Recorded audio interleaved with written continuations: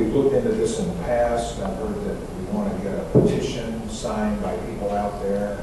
I hear from people out there saying that they want to be annexed. What is going on with this? And I'd like to have some kind of a study or a presentation made about the pros and cons. Well, I think a couple of years ago, 2-3 years ago, we had a large discussion on annexing the enclave. And at that point, there were quite a few people that did not want at all to be annexed.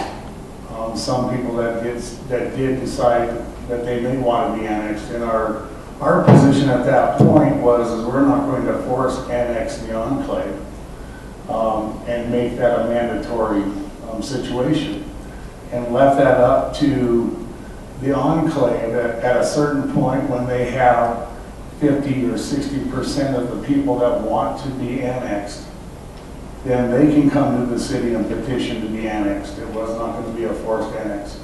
So I think if their want and some people's want to come into the city and to be annexed, that they need to go and take a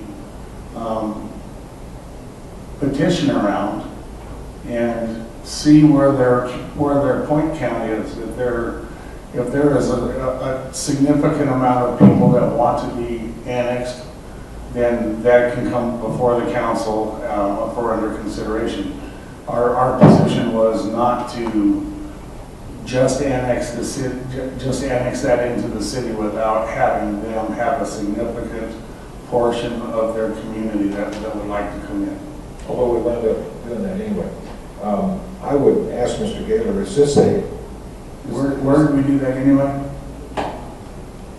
Well, we wound up annexing the enclave last December, didn't we? That was an industrial...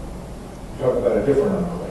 The one that you're talking about over off of Monaco is a different enclave. All right, different, okay. Right, that is a Mayor, but I would venture to say that we're not entirely sure that this is an enclave.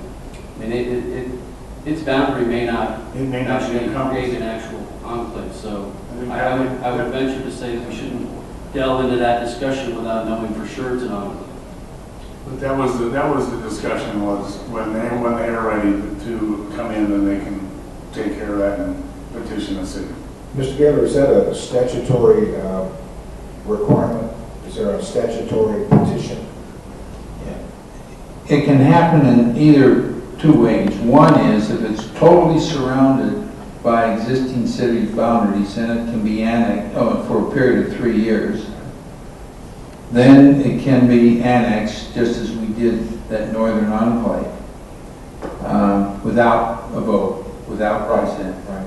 However, if it's not totally surrounded, then there has to be a petition filed and can be forced an election to determine whether the area that is subject to the annexation is in favor of annexation. The voters would be persons who own property in the area, not renters, tenants, but owners of real estate in the proposed area. So it's going to take a little checking on the part of staff to determine, number one, is it an enclave?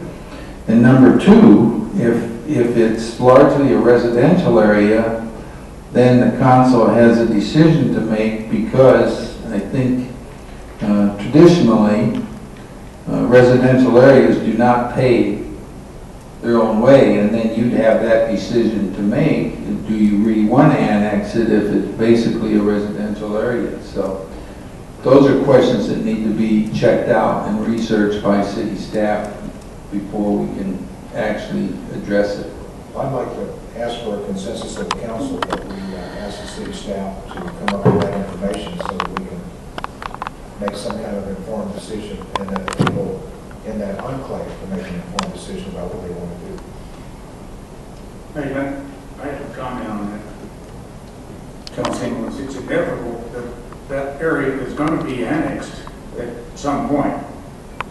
And we didn't afford the industrial area the choice. We annexed it for the money. And I'll tell you what, it was a tough decision, and it was a tough getting over the decision that was made. We annexed them for the money, that is strictly. So I think these people in the Monaco area have a right to be annexed as citizens of this city. But that certainly seems to be the indication that I get every time I'm out someplace and that issue comes up. Nobody seems to be against it. Whether they're paying their way or not, I mean, they have the same rights if they're annexed into the city as anybody else in the city. I understand that there's. It always comes down to the money.